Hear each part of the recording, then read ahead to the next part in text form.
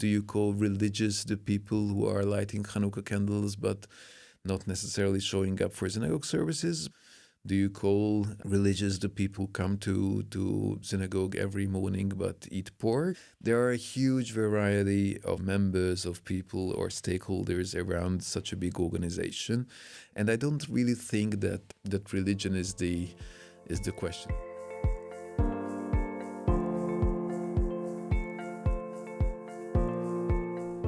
Welcome to Something in the Water, a podcast about Budapest's Jewish community through interviews with the individuals who shape it. Thank you for joining us. We are recording on the 6th night of the Jewish holiday of Hanukkah, December 19th, 2025.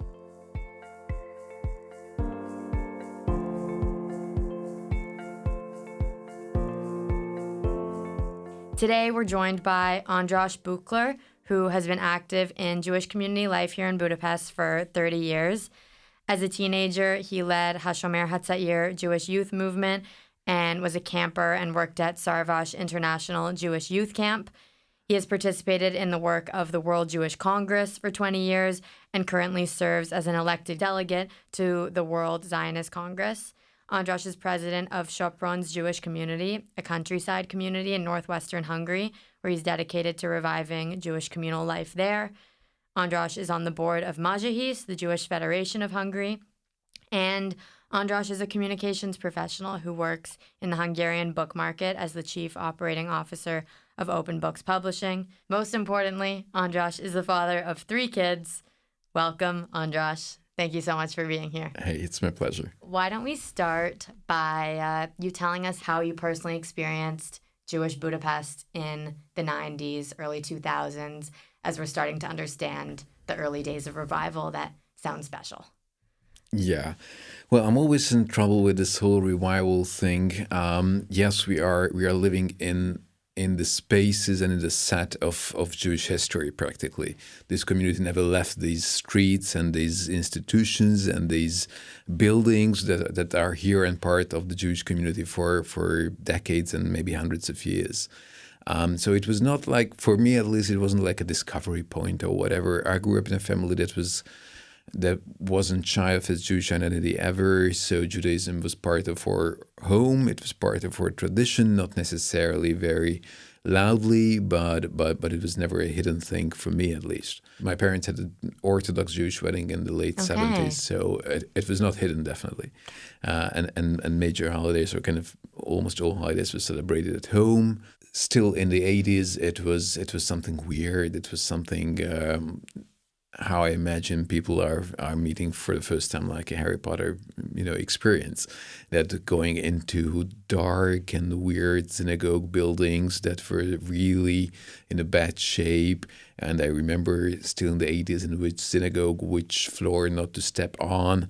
Those were weird, and fake ceilings because the original feeling was falling down. And yeah, that was part of the set.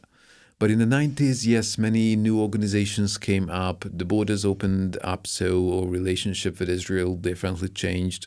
Even though I've been to Israel as a small kid in the early 80s, but having the freedom to go whenever we want in the 90s, and having lots of Israelis and Americans and people from all around the world visiting the communities and bringing in some content, some values, and definitely a lot of sponsorship or donors and whatever. Mm-hmm. So yes, it was a very vibrant years. Even as a teenager, we felt like that something is happening, and it was different than traditional Jewish settings or traditions, because even though it Jewish life never ceased in Hungary, and especially in Budapest, it was always flourishing. Even between 1950 and 1989, it was existing. It was definitely working. But in the 90s, we understood that it's also belonging, not necessarily just through institutions, but through activities that are not necessarily connected to synagogues or services. But this whole Jewish cultural identity was born, which was exciting to witness. So between the 50s and the 80s, what was existing was the religious, not the cultural? I'm speaking as a member of the community, not as a historian, but yes, those were very much institutions-based Jewish life connected to synagogues, even though it was, to be very polite, it wasn't really supported, but it existed and never ceased operating. Those were very much under the eyes of the communist or socialist regime, and those were kind of risky for certain social groups to participate and to be very visible in community life. But yes, those were very much connected to rabbis and mostly synagogues. Yeah.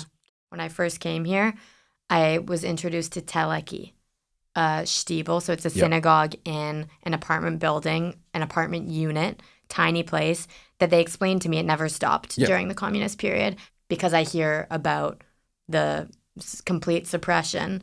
Yeah. It's hard to imagine that an Orthodox synagogue could also have continued to be. And especially such a tiny and cute one. Yeah. It is very cute.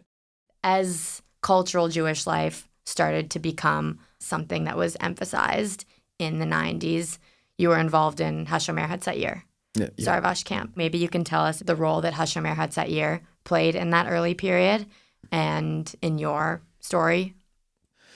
Well, first I went to Sarvash in the early 90s. Okay. That was something very trendy, something that we never really saw, or at least our parents' generation never saw, a Jewish youth camp.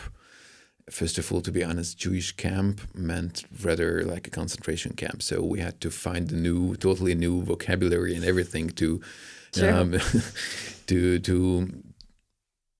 to experience that. Yes, it's a hell lot of kids from all over the world being there, to have experience of camp counselors from the U.S. and from Israel, affecting the way we think about ourselves.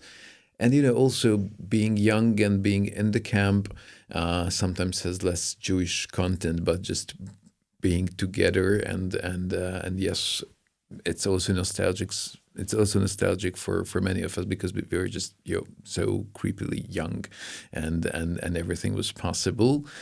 But to this, it was very exciting to, back in the 90s, the 12-day Jewish summer camp that we called Sarvash did its best to educate us in every possible field connected to Judaism. We had religious activities, we had activities focusing on the Holocaust, on Israeli society, on Jewish food, on Jewish music and dance and everything. It was all condensed to 12 days because there was a generational gap. Our parents' generation never learned it, never really experienced it. So in the 90s, at least, I felt like, and when I became a madrich in the very late 90s, early 2000s, we were very much focusing and trying to do our best to give as much knowledge and experience to the kids as possible in 12 days. It's intense. It was intense. Well, not necessarily what's happening today, because, there are all kinds of exciting experiences looking out for these kids and for this generation. And we don't necessarily feel like that we have to teach everything in like 12 days anymore, because they can go to Jewish schools and so many movements, and there are so many, possibilities to be young and Jewish at the same time. Back then it was a bit different, yeah. And Hashomer? Yeah, I mean, the Zionist youth movements were very strong before the war. After the war, let's say until 1950, they operated. Then they were all banned. Part of the leaders were jailed for Zionist conspiracy against the communist state, and that's a long story. But in 1989 and 90, some of them were reestablished. And they were like Israel-connected Jewish youth activities during the year. Those were Peulot in weekdays or weekends, and there were 3, 4, 5 different movements that were operating. The Shomer Hatzair was the one and only, practically, that never ceased operating since 1989. Back there, it was at least a very open-minded organization. We tried to keep it as diverse as possible and to react to those social experiences that the kids are experiencing. Whatever we just learned in the late 90s as a young democracy, that issues that we worked with. We tried at least our best to give some Jewish knowledge-based identity so that these kids are having like a compass in Jewish life, be it religion or tradition or whatever you call it. And we're focusing mostly on major Jewish camps during the years, like autumn, winter, and spring camps, because the summer in Hungary, or at least in the region, was unquestionably for Sarvas. So no one ever ran a camp against it or parallel to it. It was not even imaginable for a generation to do anything else in the summer than the summer Sarvas camp. But during the year, it was important to give kids an opportunity to meet, to experience, to learn, to sing, to dance. And Israel was something. I would say it was much easier to talk about Israel and to talk about the Middle East. There was some peace on the wide, far horizon, and we just tried to understand and teach the diversity of Israel's society and the challenges and the history and the symbols and the food and whatever. It was all romanticized on one hand, okay. that peace is possible. And the only thing we have to do is just teach about its culture, or whatever we call its culture, to teach about its dances and songs and whatever. And it was part of a Jewish identity. We never thought, or at least my generation never thought that it's the number one or the most important one. Yeah. We were inside the international Shomer Hatzair world movement. We were, let's say, less focusing on Israel and much more on religion. Let's say we were the one and only Shomer Hatzair in the world that decided to light Friday evening candles. Which the was only one. The only one, yeah. And we had challah for Friday night, because in our identity it was important, it was vital. We have a rabbi who grew out of the system, let's say. We had our own traditions that were more Jewish than, let's say, hardcore Zionist. Israel was on the horizon. Yes, we had camps there from time to time. Yes, we had shlichim, emissaries coming from Israel. But back then, in the 90s and 2000s, it was rather, I would say, a very open-minded Hungarian Jewish youth organization. Okay. And I'm not sure how much contact you have with them today, but do you have any idea of how the success of Hashomer has changed over time? Look, the biggest possibility that we can give to the next generation, and it's not only in the Shomer Hatzair, but in general, to give them the possibility to bring an organization wherever they want to bring it. So I hated very much back then when the previous generation tried to tell me what to do, because I felt like at the age of 20 that I know the best, of course. Mm-hmm. And every generation needs to learn from its mistakes on one hand. On the other hand, I'm pretty sure that a 20-year-old knows much better what a 16-year-old needs today in terms of education or experience or content, educational content. Than a 60-year-old. Yeah. Okay. So today, yes, I'm there in the behind the backdrops. Okay. One of my kids goes there, so I'm keeping an eye on them. What they are doing nowadays. They are more focusing on social diversity, which is very much exciting to see. And let's say less than Israel or Jewish traditions necessarily, but yes, it's an integral part of the wider Hungarian Jewish life, what they offer, and it's exciting to see that it still exists and it still keeps on changing according to the demand, let's say. Awesome.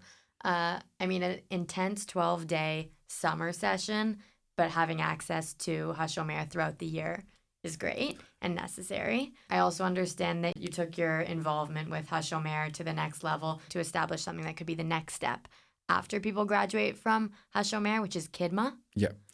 This was another initiative we have. Okay. We had 20 plus years ago to have let's say less politically motivated, but a wonderful opportunity for university students and maybe young families to find their Jewish identity in this part of the life. We understood back then that there are many young people who were Madachim in Sarvash, but there's nothing following it, or there was limited possibilities to do as a group or as any kind of a community after. So back then, Kidma was very much focusing on university students and giving them mostly Jewish cultural content. Actually, turned out that we were not able to really find the next generation of leaders for this project. So this Kidma still exists.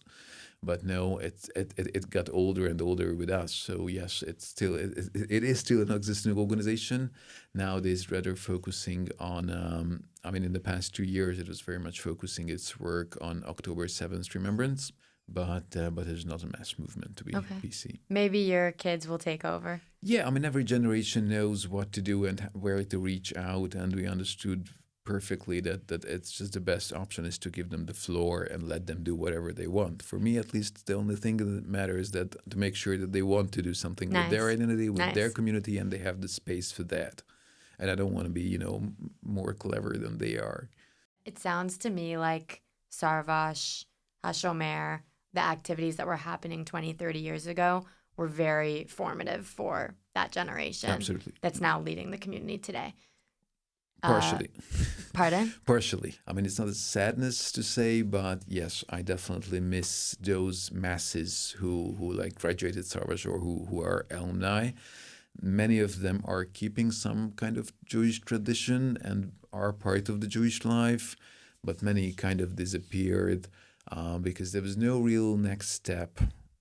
And yes, if we look around in the landscape of official institutionalized Jewish life in Hungary, the average age is still extremely high. Do you think that Sarvash will be as formative for this next generation? I think it will be differently formative. And I hope very much that there will be a generation that will be leaders, not only in the camp, but also after.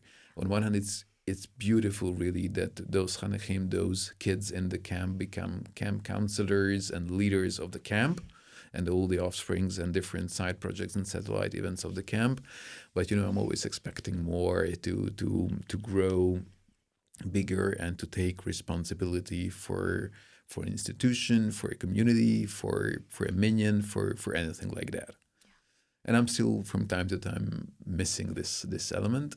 Not saying that there is like no generation in our, let's say, 40s, early 50s that are involved in community life and institutionalized community life, but we are always lacking some more masses of people trying to take responsibility In those institutions, in community life. Yeah. Okay. So one of the main reasons that I was looking forward to speaking with you today is because you're involved in institutional Jewish life. That's kind of an area of the community that I'm less familiar with. The federation system here is also very different than the Toronto community where I grew up in and other North American communities. So you want to give us a little explanation of the federation in relation with the civil society or cultural community, and then also what your role is there. Look, the federation system is a bit different here, of course. It's an inherited system. It's far from being perfect. Without giving a full scope of history lessons, let's agree that Jewish organizations are not necessarily historically in love with being institutionalized. Usually, a healthy community follows its leaders, follows its rabbis, full stop. Why would different communities join together and unite and form something bigger? Most usually, at least in Europe, if they have like some urge of representation or political interests or stuff like this, yes. When more than 160, 170 years ago, the Austro-Hungarian monarchy needed a Jewish Congress to negotiate with, to work with. There was a huge Jewish Congress trying to have a united front to, at least on first level, talk about education, but it's a long story. But ever since then, we have some kind of a Jewish federational system. On one hand, for the so-called neolog movement, that is the major movement nowadays, a different one for the traditional Hungarian Orthodox movement. And throughout the last 1.5 centuries, this organization changed always according to the local political or historical context.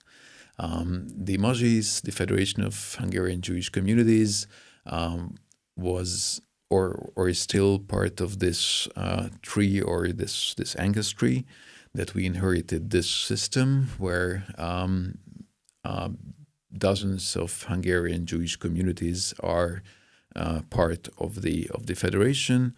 The federation maintains practically the institutionalized Jewish life, so a huge Jewish hospital, nursery, kindergarten, school, high school, additional schools, a Jewish university, Right. social system, social care institutions in Budapest and in the countryside, the kosher kitchen in Budapest and in the countryside, and all these huge services that if the federation provides to its member communities and its institutions. Necessary services, too. On one hand, necessary services. On the other hand, yes, we inherited most of these institutions, and it took at least the last 30 years to understand how these work. We are the biggest difference from practically the North American tradition, that the federation is very much supported by the government. On one hand, the federation gets its budget from the government. More than 2/3 of its budget is coming from the government for two reasons. On one hand, because of restitutional issues, that after the Holocaust and communist issues, we are getting a pretty decent restitution that wasn't paid like in one sum in 1990. Instead, the communities, and not just the Jewish denominations, decided the same, that we are getting some kind of a yearly allowance for eternity. So this is like almost 30% of the operating budget of the federation. The other 30% or a third comes from our institutional or from the management support from the government of the institutions. Like every Hungarian university, hospital, whatever, gets a certain state-sponsored donation for its work. So that comes to churches, denominations, and the Jewish Federation as well. And the rest is some income that we generate, mostly from tourism, the Jewish Museum, the Dohain Synagogue, the Rumbach Synagogue, all these major tourist sites that are visited by Jews and non-Jews, whoever is visiting Hungary practically. The big Jewish complex in the Dohain is one of their biggest travel tips for sure. These are the incomes of the federation. There are no donors, no membership fees, or the membership fees are giving less than 1% of the operating budget. So imagine a federation and all these communities that are practically receiving money somehow, top down, and there is no real bottom-up funding. So if there is something we miss during the last 30 years, that yes, all the major Jewish organizations of the world came here, had their wonderful offices and started amazing projects, being at the JDC with, first of all, Sarvas, and the Hub Today, and the JCC, and so many amazing things that added hugely, vaguely to the Jewish community life. But also the Jewish Agency, the Sochnut from Israel, the World Zionist Organization, and all the practically three-letter Jewish organizations of the planet. Practically they all came here, they all added something. And for many of the last 30 years, we felt like that Judaism is something we're getting for free. Trips to Israel are, of course, for free. Taking part in synagogue service is, of course, free. Getting the kosher meal must be free for sure. So in this line, we have to just tell, whenever we are comparing to North American traditions, that imagine a federation that is important for its members, but not that important to give even a dollar. So you can understand that how hard it is for our generation to bring through some change where people are elected because they are taking responsibility, because they are putting in actual work, or they are putting in actual money or lobbying or connections or whatever you help your community with. And not necessarily because you just want to get elected because it's, getting some state-sponsored subvention or money, and it's easy to work around and just be there because you are the oldest and you feel like that you must be. We are lacking major statements and visions. I'm missing visionary leaders who want to take this community to not necessarily the next step, but let's say the 10 next steps ahead. So it's for my generation, it's vital to transform this community to something more bottom-up in terms of importance, in terms of values, and not necessarily just seeing it it as an institution that are, financially stable. But where is the community then? Yeah. So do you think that community members don't know exactly what's going on? They know exactly, but they haven't seen anything else. Okay. We are not blaming them, we are not shaming them, but it's a system where all these institutions are working with or without real community vision and without leaders who are having a clear mission and vision. Even though, the biggest thing we achieved in the last 30 years is that the current leadership is not as corrupt or not corrupt in a way as it was many, many years ago. Of the Federation. It's much more professional than it was before, but we see, or at least my generation sees, still a long way to go. You're an elected official. I'm an elected official, and just in the last few seconds and moments, you might have understood that I'm more provocative and open about these issues, to put these issues on the table, because I truly think that the future of a community is really depending on this pillar, to have a clear vision, to have a mission that people are devoted to and ready to work for financially, work-wise, whatever you do as a responsible adult. Yes, you give in to the community and not necessarily just having fun, experiencing that it exists. Yes, we have a hospital, it works. We have schools, it works. We have a wonderful university. We have all these institutions working, but there is a long way ahead to understand that what kind of values we see ourselves attached to, what kind of infrastructure we want to build, what kind of community we want to construct, where all these issues matter and not necessarily just the happiness or existence. No, I appreciate you being open about this. You want to see the community being engaged in what the institution is standing for or offering, having some say in it. Yeah, I mean, it's always important to have a representation on a political level, but the next question is, what are we representing indeed? It's always vital to have a good relationship with state authorities and governments and whatever. But the question comes, what are the real needs of a community? What are the real interests of a community? And whenever we step back a bit, and yes, what is the most important question always here? Who gets and how much money from state, from the state, practically from the state budget? But again, what do we do with it? Where do we want to turn this community towards? Is the relationship with the government part of the reason that there's a distance between community members and the Federation? Not necessarily. It's just the luxury that the Federation exists with or without community, because the funding and the responsibility is not coming from the members. So it's a bit like inside-out situation that these communities are existing and flourishing, but I just want to make sure that people have a real chance to learn, to study, to pray in an environment that is attractive for them and that is appealing for them and talking to them and understands their needs and purposes and gives them adequate experiences. Before we started recording, you were telling me about 2004 decision of the Orban government. 2002, yeah. 2002. Yeah. And also before this interview, someone else told me that I should ask you about 2014 inaugurating a war memorial that Majlis decided that they did not want to be part of this. Yeah. So maybe you can tell us about these two instances in 2002 and 2014, kind of how the Orban government has connected with the Jewish community over these last 20 years.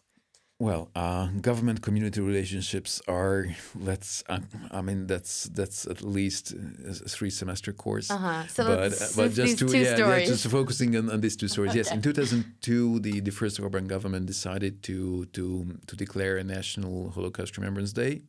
That was extremely important, and I think it was very much needed. But back then, we just got into a situation where, let's say, public education and institutions were not really prepared to handle it, even though there is officially 16th of April every year is National Holocaust Remembrance Day, and every school from elementary to high school, they are obligated to have at least a Holocaust commemoration or educational anything that day.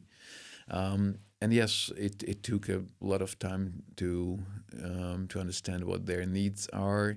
And one of the greatest achievements of, let's say, the wider community in the past like 20 plus years was the birth of the Haver Foundation. It was focusing on that work of how to educate, how to teach about the Shoah, how to teach about Holocaust, or in general Judaism in public education without the teachers being very much trained for that. I mean, imagine that most of the teachers have never ever seen a Jew in their life, to be honest, which is understandable. They don't know that they've seen a Jew Or in their maybe they life. just don't know, yeah. And they are obligated to teach about the Holocaust, practically the annihilation of a major community pre-war, without the kids knowing anything about Judaism or Jewish history or religion or culture or whatever you call it. So it was for many of us, it was a huge experience to go out and teach in public schools. But what Haver is doing is great, and there are a few more organizations. The Centropa Foundation that is focusing now, that is like a Jewish NGO here at Centropa, that they are focusing on teacher training practically, not necessarily only about Holocaust commemoration and remembrance, but also about Judaism and all these connected fields. And there is Zachor, who are doing also similar work. So at least there are a few Jewish NGOs that are helping out the system. But yes, since 2002, we have this National Remembrance Day that is important, and at least raised really vital questions in wider society of how to deal with it. Because, just not talking about it wasn't possible anymore. When you mentioned the 2014 70th anniversary, yes, it was it was exciting to see, to be very PC. But back then, look, Hungary was the first country in the 20th century Europe that initiated and approved the Jewish law, the numerus clausus, almost 25 years before Auschwitz. The numerus clausus in the very early 20s was practically limiting the number of Jewish students acceptable to universities. And then the process was long throughout 20 plus years until we reached Auschwitz practically. But even putting Jews on the trains, first gathering them in Yellow Star homes or in ghettos in the countryside, and then putting them on the trains and sending them off to Auschwitz and living up and stealing all their properties and everything. It wasn't done by the Nazis. Yeah, the recipe came from the Nazis, obviously, but it was all done by the Hungarian system. When in 2014 the government decided to erect a monument, and yes, governments have this, tradition of loving to erect monuments, which is weird, but yes, they love to erect statues because statues you can, cut the ribbon on. But they wanted to do something which was very nice in the middle of Budapest, to have a monument about the Shoah. But the monument was very much articulating the narrative of the history, that it was all the Germans. The mean German eagle came to Hungary and deported its Jews. And back then, the community and also the wider community, I'm not necessarily talking about the federation, but including if there was once a total agreement between all the Jewish organizations, the institutions, the federation, all the NGOs, was that this narrative is something we cannot cope with. That we can remember the victims, we can remember the perpetrators, but we cannot avoid the question of who the perpetrators were and take responsibility for that. And even though there were several presidents and prime ministers and ministers and mayors in Hungary that articulated it very clearly, that what happened in 1944 and before was a crime by Hungarians against Hungarians, this monument was seen as practically denying this tradition or denying this understanding that was part of the narrative that yes, those were Hungarian gendarmerie and police and soldiers who killed or assisted the killing of hundreds of thousands of Jews. And now we were in a bubble where we understood that while the government wants to erect in the middle of Budapest a monument that is again very much plausible in general to remember and to foster this topic and to make sure that you whenever you walk around downtown Budapest you just cannot avoid this part of history. But again, the narrative or the perception of the narrative in the community was that it's just not tolerable. So back then, on one hand, Jewish organizations decided to avoid the inauguration of this sculpture or monument or whatever you call it, and finally the prime minister himself decided not to go and cut the ribbon himself. So it's there. It's let's say one narrative of history. That it's not necessarily the one that we feel the truth is. Yeah. Whenever governments prefer or try to take a stand on the narrative of history, especially things that happened in less than 100 years, when a nation practically failed its own, I understand it's hugely complicated and challenging. And I don't really think this was part of a longer plan, but it's always easier and more trendy or more appealing to the masses of people when you push the blame to the side and try to blame someone else.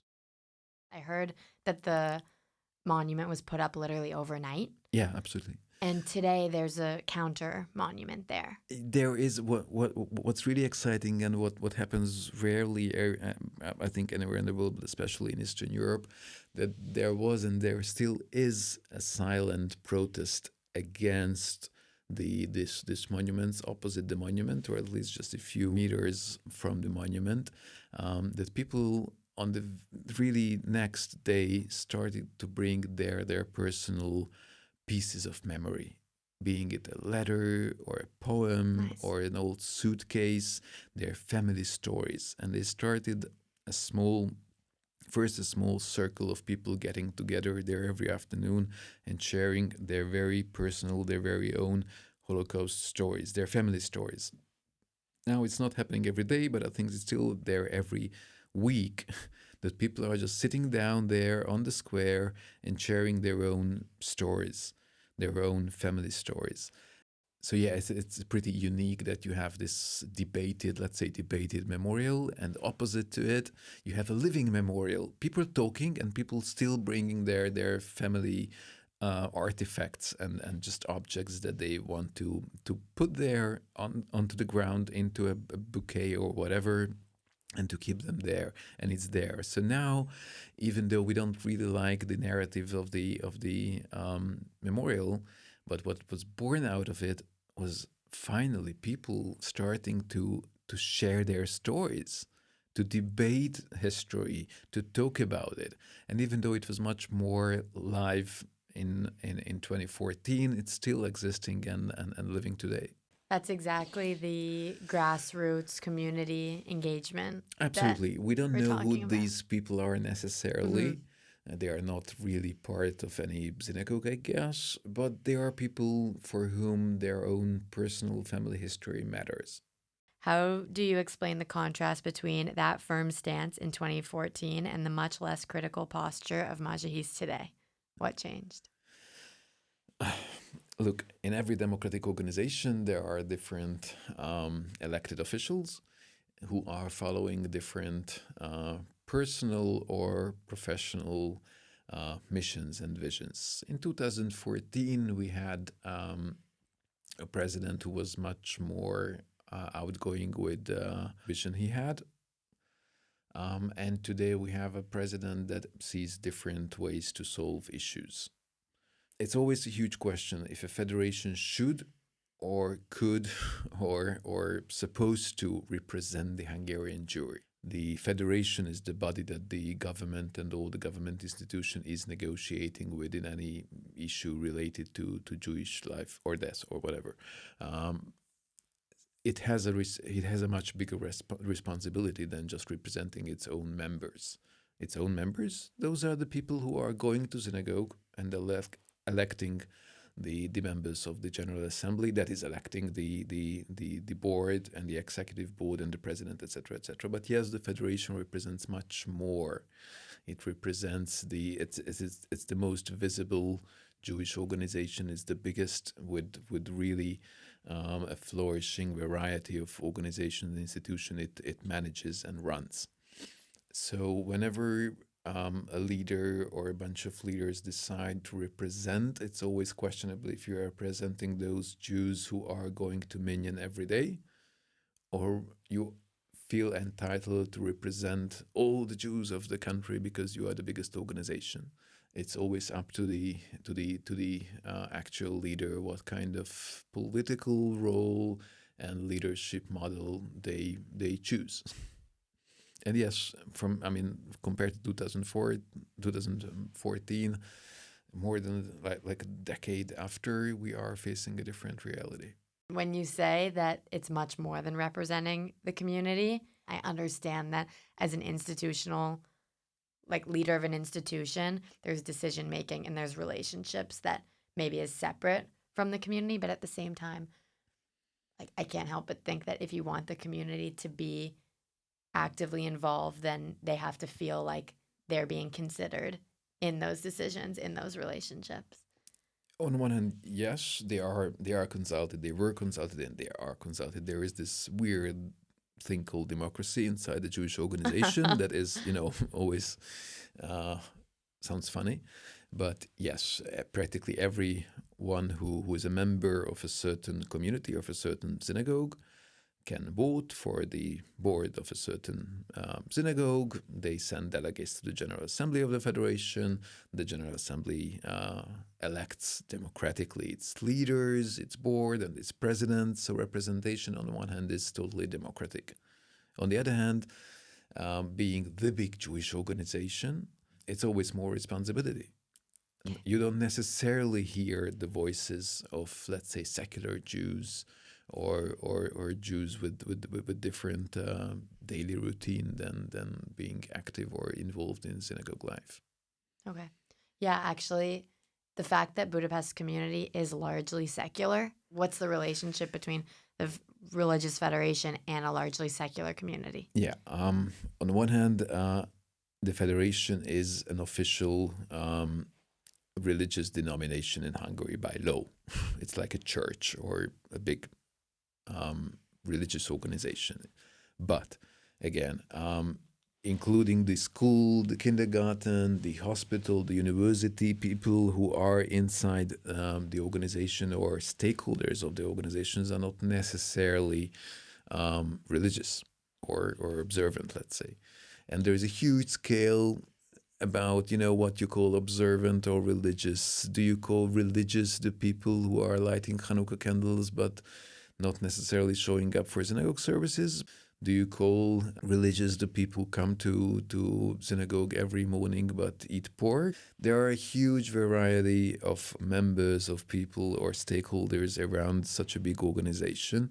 And I don't really think that religion is the question. It's rather if you are active in the community, if you are in relationship with any elements of this organization. Yes, we know that most of the parents of the Jewish school are not, let's say, regulars in synagogues.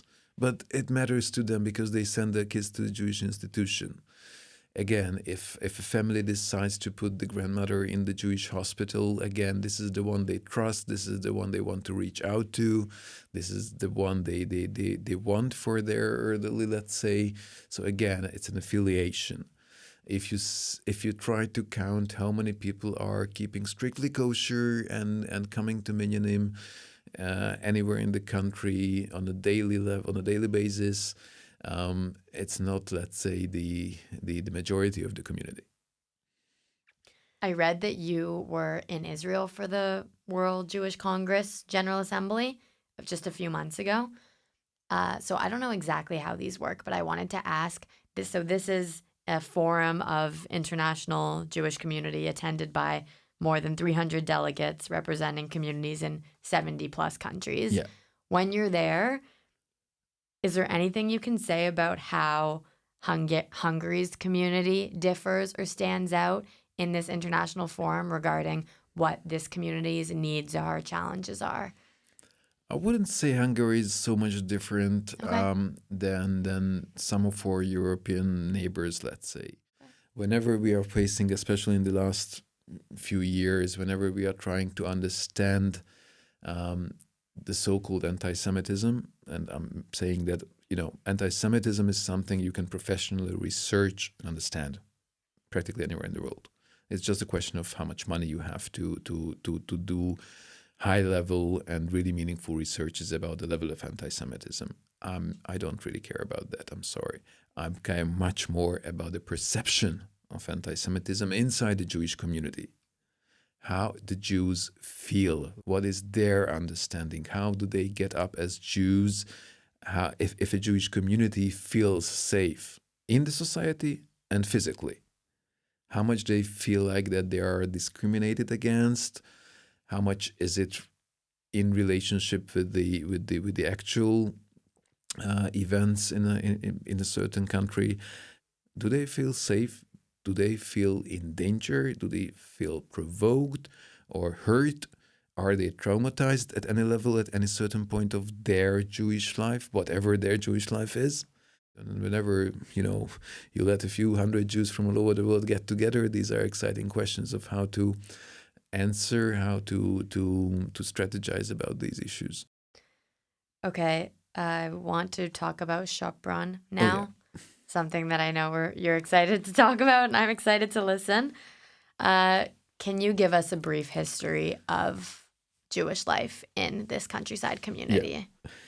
So Sopron is like the westernmost Hungarian Jewish community. It's on the border with Austria. The border is actually walking distance practically. It's a beautiful, beautiful medieval city. That is a very, very nice city from a tourism point of view, from an artistic and cultural point of view. It's really like a jewel box. And like 6-7 years ago, the leaders of the community of the federation asked me to go there once. I was sent to certain events from time to time. We know that you did it in Sarvash and in all the movements. Go there, and I'm not. I think it was a Purim.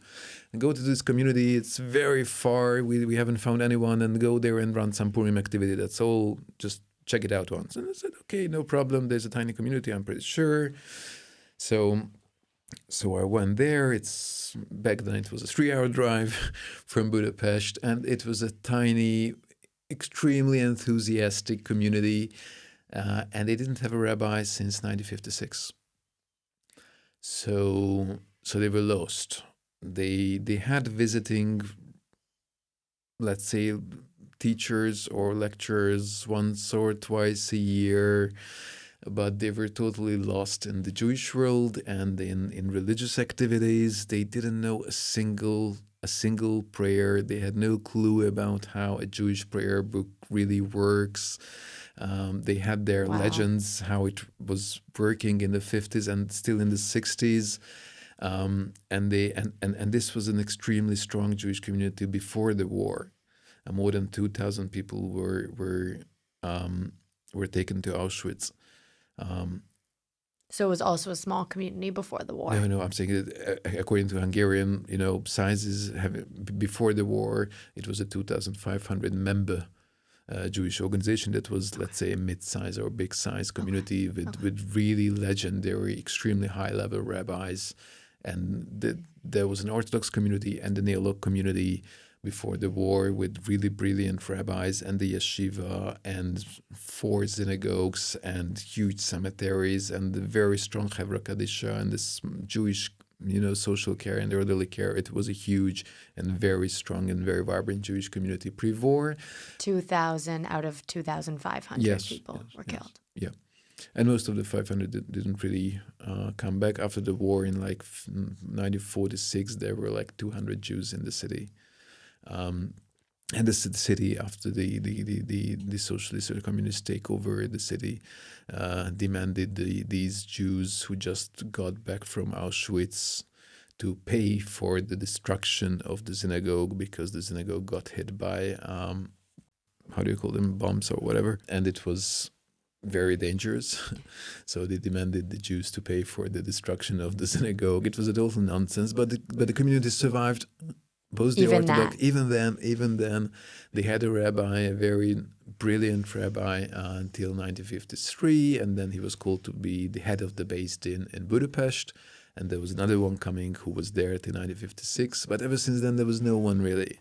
From time to Holocaust commemoration or whatever, a rabbi came around, but this was a community really on its own, and I fell in love with them practically. So I visited them like a month after and a few months after, and I became a regular, just to learn a song, understanding the very basic story of the parasha, of the weekly Torah portion, learn one line from the prayer book, trying very slowly to let them understand and learn together what kosher kitchen is about, and we understood that they don't have a leader, and they all decided that this is the perfect moment when they can appoint or elect me. It was an election, because I was familiar of how the federation works, because the federation and the leadership and the board and all the different institutions were totally weird and unknown for them. And I was during the week I was here, I could take care of the accounting and all these weird issues that a small community also needs to deal with. And then we did the real, educational and structural reform, giving a totally new platform for the financial working of the community and the presence of the community in the city, and now it's a much bigger and much stronger, but still small community. We have wonderful relationship with the mayor and the whole city council practically. And 4 years ago, I mean, when I inherited the community, it was in the attic of a countryside strip mall. It was dark, it was dangerous, and it was at the attic of a strip mall in the outskirts of this city. It was unbelievable. And the truth is that the Sopron community has its medieval roots. In the 13th, 14th century, Sopron had a huge Jewish community. Wow. And we have 2 medieval synagogues in the middle of the city. Those were built in practically the middle of the 14th century. So we are talking about 800-year-old synagogues, and there are 2 in the middle of this city. And even though those are kind of, we are going there to pray at least once a year, but those are really cold, and those are used as museums, so you can practically visit them.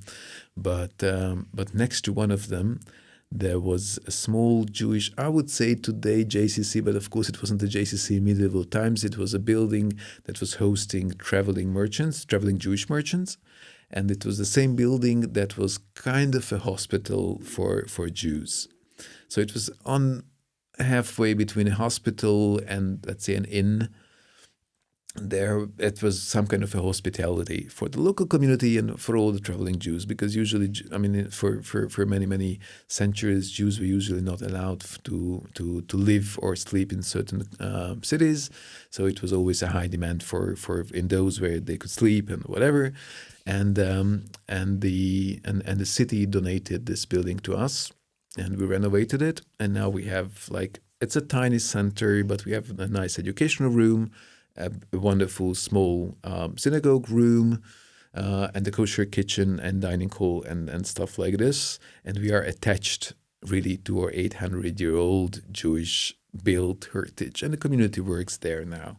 Now we have regular Friday nights and sometimes Saturday mornings. We have all the holidays and Pesach Seders and Chanukah we just did there. And we have special guests and traveling rabbis. And now we have on the horizon, maybe we'll have a long-term assigned rabbi. And we have all kinds of activities for the community there, even though the community is an old community. The average is 60 plus.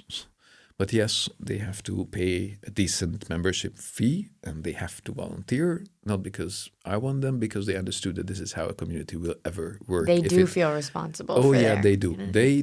They do. Sometimes it's funny that there are more volunteering hands in preparing the meal than actually eating the meal, because that's more important to many of them. We have to take care of our 800-year-old built heritage with all the artifacts we have. The two synagogues. We have also a 19th century huge Orthodox synagogue that we are using from time to time. At least once a year on Rosh Hashanah we go there. It's a huge building that is now it's in its ruins, but we keep it alive. We have the former yeshiva building. We have the apartment of the rabbi. We had the pre-war Jewish school building. We don't own this. These are just all in walking distance from our tiny center. And yes, we have one of the biggest cemeteries in Hungary. To keep it clean and neat and working, it's a decent amount of work, but it's a wonderful community. Yeah, maybe I need to spend the next Oh, Chagim there. absolutely. I'm sure some of these people, their families have been there for generations and Oh, yeah. generations and generations. Yeah, countryside, it's always a huge challenge because, in Hungary, 95% of the community lives in Budapest. Mm-hmm. The rest are maybe smaller in numbers, but in terms of cultural heritage, in terms So of rich. need for a community is sometimes much bigger in smaller cities and villages. Why does it matter to you to be committed to this community? Why does it matter? I don't know. It's hard financially. It's hard because it's far. It's hard because this community have different needs than the Budapest one, and it's a huge challenge. And I just feel like that until they need me and that until I can serve, I'm gonna be there in some capacity.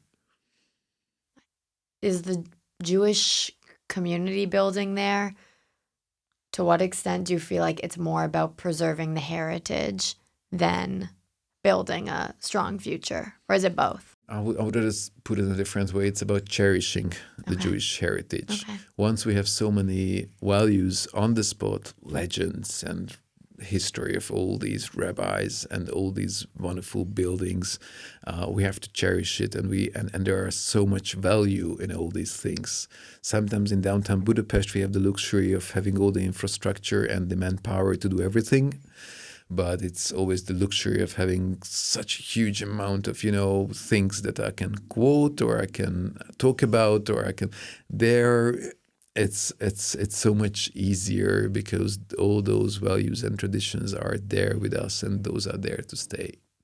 That is very cool. In Budapest, they have the luxury, if they don't want to go to synagogue, they can go to a Jewish movie festival or go to the JCC or go to camping, or there are tons of Jewish cultural activities that you can choose from. In the countryside, no. You either come on Friday night to the shul and meet all those people and learn all the gossips and maybe even pray or whatever. That has a different importance for them. Sounds really nice. So as a dad and as someone sitting in leadership positions that is shaping the future of Jewish Budapest, what kind of Jewish future do you want for your kids here? Honestly, I just want to make sure that they have a certain amount of knowledge based on what they can decide what kind of Jewish community they want to form, whatever they have.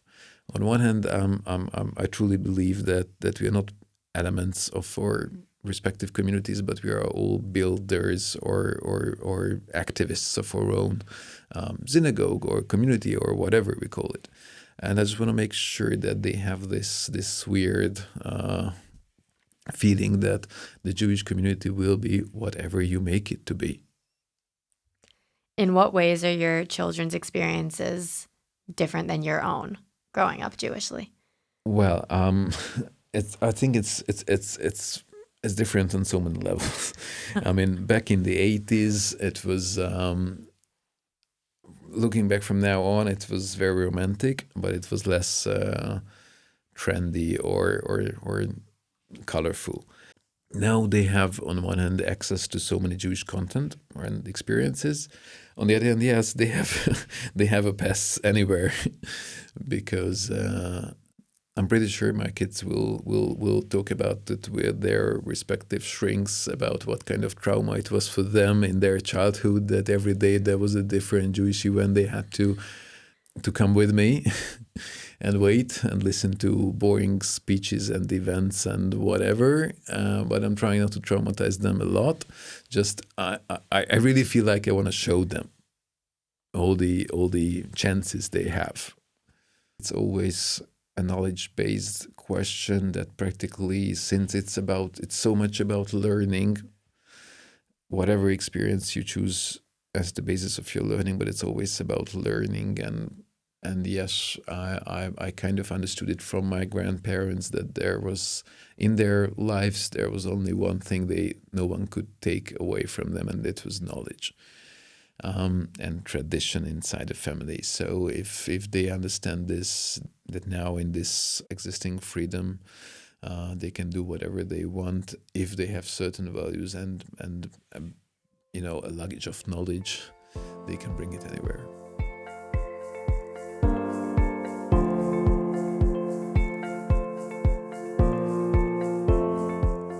This was my conversation with András Büchler, where we discussed his Jewish identity and the multiple areas he is contributing to the Jewish community here in Budapest. If you liked our conversation, please subscribe to the show where I talk to people shaping the Jewish community in Budapest. If you haven't listened to the previous episodes, you should, where my guests are Ghetto Fairy Zsuzsa Fritz and story guy András Borgula, and I think they're good listens. So thanks for being here, and see you next time.